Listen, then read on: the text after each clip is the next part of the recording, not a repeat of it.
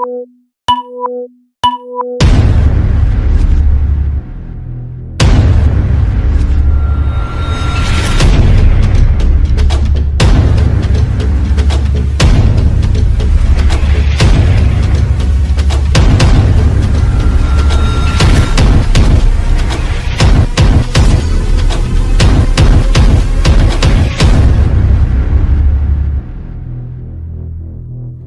semua, Assalamualaikum warahmatullahi wabarakatuh. Salam dan bahagia kepada yang terhormat Bapak Wahid Pratomo selaku dosen pengampu mata kuliah Pendidikan Kewarganegaraan dan teman-temanku semua yang berbahagia. Di sini kami dari kelompok 7 akan menampilkan sebuah video tentang perjanjian internasional. Nah, di sini pasti ada yang belum tahu apa itu perjanjian internasional. Maka dari itu, mari kita simak video berikut ini.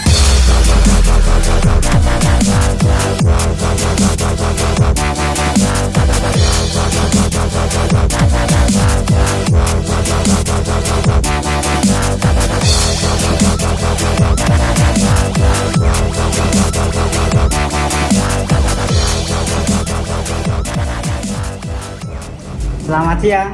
Siang, Pak. Apakah ini kelas 5B? Kenapa? Baik.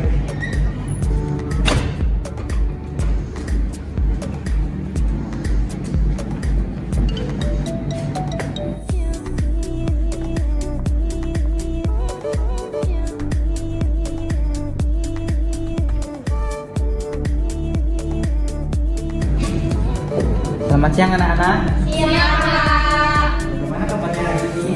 Baik. Baik. Sebelum memulai pelajaran kita hari ini, alangkah baiknya kita memulai dengan doa terlebih dahulu. Untuk ketua kelas, silakan untuk memimpin doa. Mari teman-teman kita berdoa menurut agama dan kepercayaannya masing-masing. Berdoa dipersilakan. Berdoa selesai. Baik.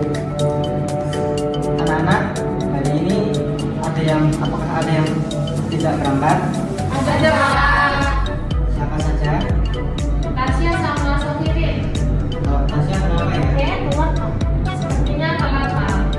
Kalau Mas Sofirin? Sakit. Baik, kita doakan semoga lekas sembuh. Amin. Baik anak-anak, hari ini kita akan pelajari tentang perjanjian internasional. Ada yang tahu apa itu perjanjian internasional? Kalian tahu nggak apa itu perjanjian internasional? Aku juga tidak tahu, aku pernah dengar sih, tapi nggak tahu sih. Kita tanya Pak Guru aja ya. Kamu aja yang tanya. Pak, mau tanya Pak. Baik, silakan. Apa itu perjanjian internasional, Pak? Baik, di sini Bapak akan menjelaskan sedikit tentang perjanjian internasional.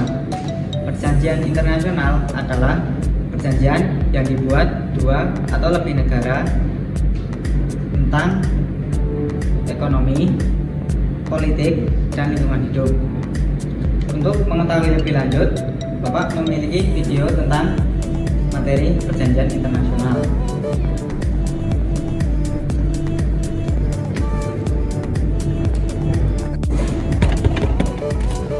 Permisi, Pak. Ya, silakan.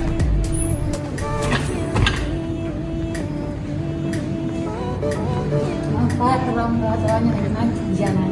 Oh ya, tidak apa-apa, silakan duduk.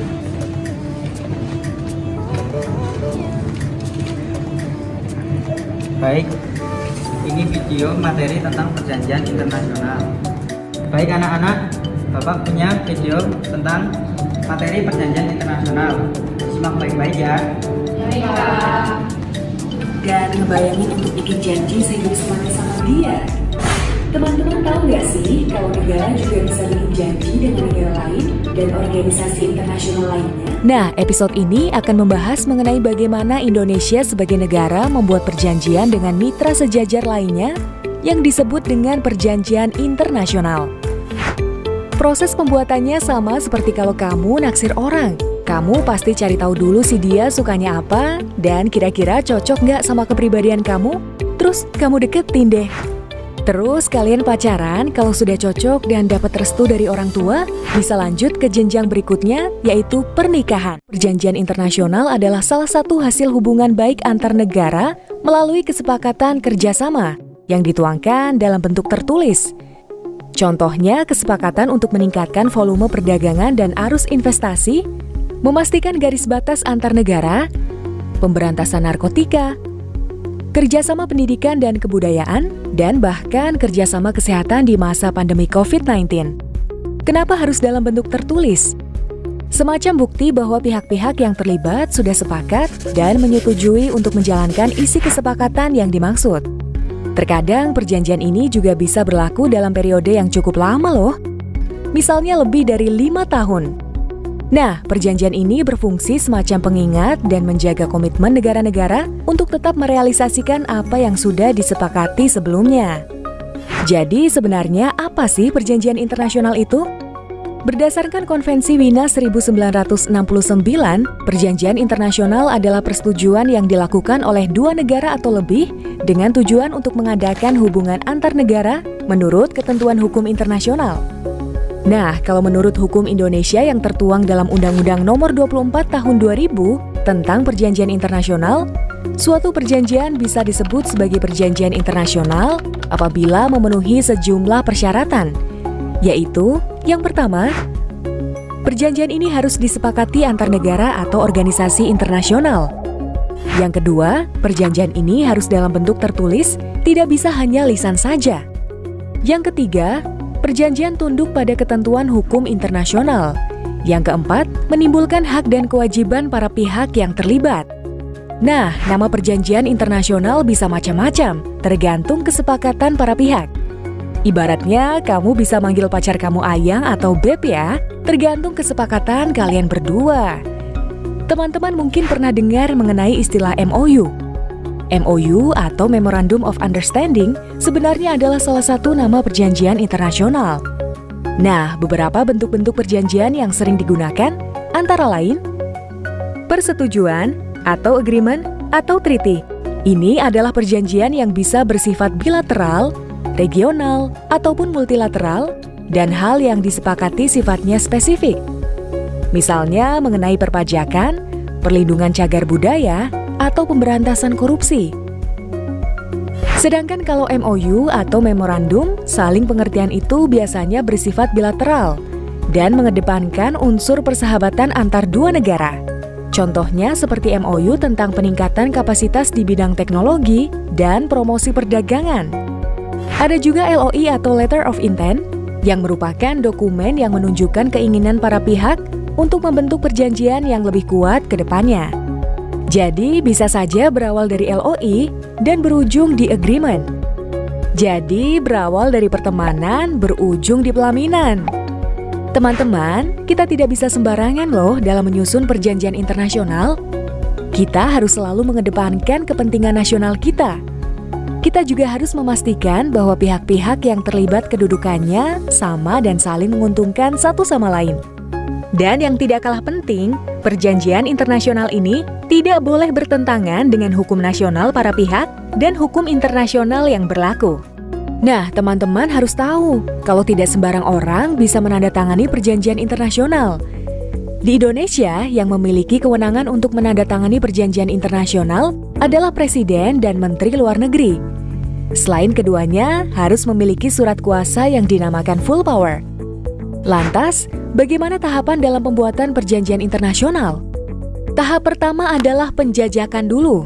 Di tahap ini, negara menjajaki potensi kerjasama yang dapat ditempuh dengan pihak lain dan apakah sudah sesuai dengan kepentingan nasional para pihak. Setelah penjajakan, kamu masuk ke proses perundingan. Di tahap inilah di mana diplomat-diplomat saling berjuang bernegosiasi di meja perundingan untuk merumuskan pasal atau ketentuan perjanjian yang tentunya menguntungkan negaranya. Kamu juga pasti sering berunding dengan ayang kamu mau jalan-jalan kemana di akhir pekan. Nah, ini lebih sulit. Hasil negosiasi tersebut dirumuskan dalam bentuk tertulis. Tahapan ini biasanya disebut sebagai drafting process atau perumusan. Jika kedua belah pihak sepakat dengan perumusan tersebut, artinya kedua belah pihak dapat menerima draft perjanjian tersebut. Setelah semua disetujui, perjanjian ini kemudian ditandatangani. Nah, teman-teman, jadilah perjanjian internasional. Nah, apakah setelah perjanjian ditandatangani itu sudah langsung berlaku? Belum tentu. Memang ada yang langsung berlaku setelah tanda tangan, namun ada juga yang perlu proses tertentu supaya berlaku. Proses tertentu dimaksud salah satunya adalah ratifikasi, yang adalah pengesahan perjanjian internasional ke dalam hukum nasional Indonesia, bisa dalam bentuk undang-undang atau peraturan presiden. Ini ibarat kata kamu meminta restu orang tua sebelum kamu menikah. Kalau disetujui baru kamu bisa lanjut deh. Setelah perjanjian masuk dalam tahap implementasi, ada proses peninjauan kembali atau review mechanism untuk melihat apakah perjanjian ini tetap memberikan keuntungan bagi Indonesia. Kami menamakannya Monitor dan Evaluasi atau MONEV, di mana Menteri Luar Negeri menyampaikan laporan implementasi perjanjian internasional kepada Presiden secara berkala. Apabila perjanjiannya menguntungkan, tetap dilanjutkan deh. Tapi kalau nggak untung, kita bisa memilih untuk menghentikan berlakunya. Nah, teman-teman, penasaran nggak sih perjanjian-perjanjian yang telah ditandatangani itu disimpan di mana? Dokumen asli perjanjian internasional yang pernah ditandatangani oleh Indonesia, semua disimpan di Treaty Room Kemlu. Treaty Room berada di sebuah gedung bersejarah yaitu Gedung Garuda. Di Treaty Room ini menyimpan naskah asli perjanjian internasional paling tua yang ditandatangani Indonesia loh teman-teman, yaitu Perjanjian Persahabatan RI Suriah yang ditandatangani pada 2 Juli tahun 1947. Perjanjian persahabatan ini ditandatangani oleh Menteri Luar Negeri Indonesia pada saat itu yaitu Bapak Agus Salim dan Menteri Luar Negeri Republik Suriah pada saat itu yaitu Bapak Jamil Mardambey. Lalu, apa sih perlunya Indonesia memiliki perjanjian internasional? Sebagai sebuah negara berdaulat, tentunya Indonesia dapat melakukan perjanjian internasional untuk melindungi kepentingan bangsa dan bermanfaat bagi negara. Indonesia sudah melakukan perjanjian internasional loh dari zaman diplomasi perjuangan. Kalau teman ingat pelajaran sejarah, pasti kenal dong dengan perjanjian Linggarjati, perjanjian New York, ataupun perjanjian konferensi meja bundar. Ini merupakan perjanjian bilateral Indonesia dan Belanda yang mengikat dan menjadi bukti pengakuan kemerdekaan dan kedaulatan wilayah Indonesia. Indonesia juga terlibat dalam negosiasi Konvensi Hukum Laut Internasional atau UNCLOS, yaitu konvensi internasional yang disepakati oleh banyak negara pada tahun 1982 yang mengatur hak dan tanggung jawab penggunaan laut. UNCLOS adalah capaian besar Indonesia untuk menjaga keutuhan Nusantara kita sebagai negara kepulauan terbesar di dunia yang terdiri dari kepulauan dan perairan wilayah. Sampai saat ini UNCLOS masih digunakan loh, misalnya untuk menindak kapal-kapal nelayan asing yang mencuri ikan atau masuk ke wilayah kita. Hingga saat ini, Indonesia telah banyak membuat perjanjian internasional untuk kepentingan negara kita, seperti mengatur batas wilayah Indonesia dan negara tetangga, meningkatkan kemampuan pertahanan, meningkatkan perekonomian bangsa dan mensejahterakan rakyat, melindungi WNI dan aset bangsa di luar negeri, menangkap kriminal lintas negara, mengembalikan cagar budaya yang diambil secara ilegal dari luar negeri, berpartisipasi untuk menjaga lingkungan dan mengurangi perubahan iklim, menjaga perdamaian dunia, dan banyak lagi.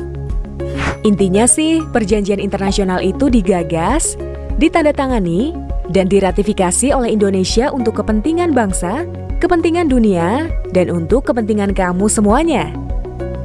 Nah, itu teman-teman sekilas mengenai perjanjian internasional. Baik anak-anak, tadi itu video tentang pembelajaran perjanjian internasional. Nah, dari video yang telah Bapak pertunjukkan tadi, apakah ada yang tahu apa itu perjanjian internasional?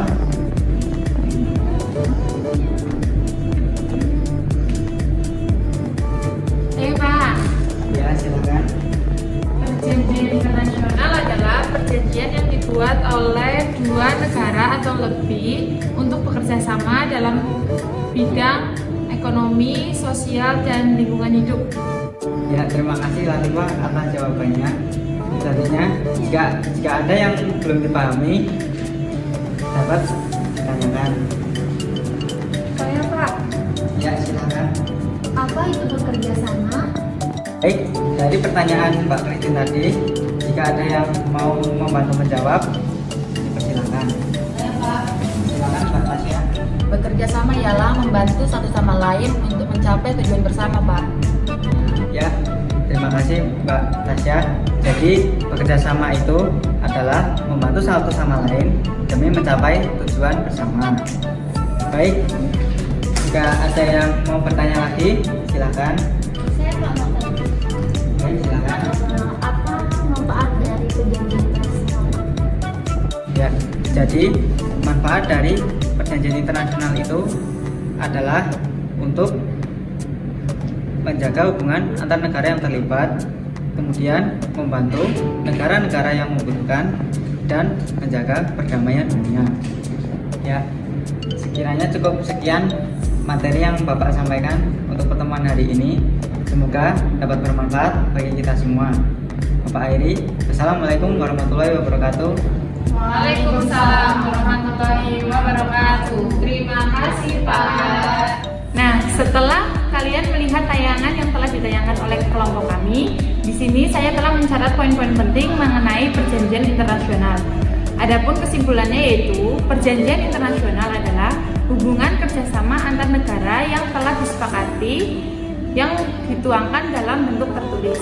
Contoh perjanjian internasional yaitu ada yang pertama yaitu kesepakatan untuk meningkatkan volume perdagangan, yang kedua yaitu investasi, yang ketiga yaitu memastikan garis batas negara, yang keempat yaitu kerjasama dalam bidang pendidikan dan kebudayaan, yang kelima yaitu kerjasama dalam bidang kesehatan. Contohnya kerjasama dalam bidang kesehatan yaitu seperti kemarin, yaitu kerjasama menangani pandemi COVID-19.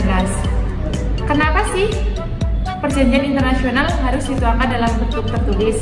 Karena sebagai bukti bahwa pihak-pihak telah sepakat dan menyetujui isi dalam menjalankan kesepakatan tersebut. Perjanjian ini juga bisa berlangsung dalam periode yang lama, kurang lebih yaitu 5 tahun. Perjanjian internasional sendiri berfungsi sebagai pengingat dan menjaga komitmen negara-negara untuk tetap merealisasikan isi dari perjanjian tersebut. Selain itu, menurut UU nomor 24 tahun 2000, suatu perjanjian dikatakan sebagai perjanjian internasional apabila telah memenuhi berbagai persyaratan. Yang pertama yaitu perjanjian harus disepakati antar negara atau organisasi internasional. Yang kedua, perjanjian internasional harus disepakati dalam bentuk tertulis. Yang ketiga yaitu perjanjian internasional tunduk pada perjanjian hukum internasional. Yang keempat yaitu menimbulkan hak dan kewajiban pihak-pihak yang terkait. Jadi perjanjian internasional tidak boleh bertentangan dengan hukum internasional dan para pihak dan hukum internasional yang berlaku.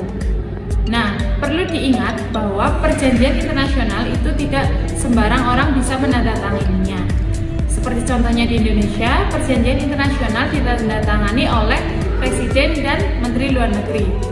Selain itu, apabila perjanjian internasional telah ditandatangani, ada yang langsung bisa berlaku dan ada juga yang memerlukan proses tertentu. Demikian presentasi dari kelompok 7 tentang perjanjian internasional. Saya selaku perwakilan dari teman-teman saya memohon maaf apabila dalam pembuatan video masih banyak kekurangan. Sekian, wassalamualaikum warahmatullahi wabarakatuh. Salam.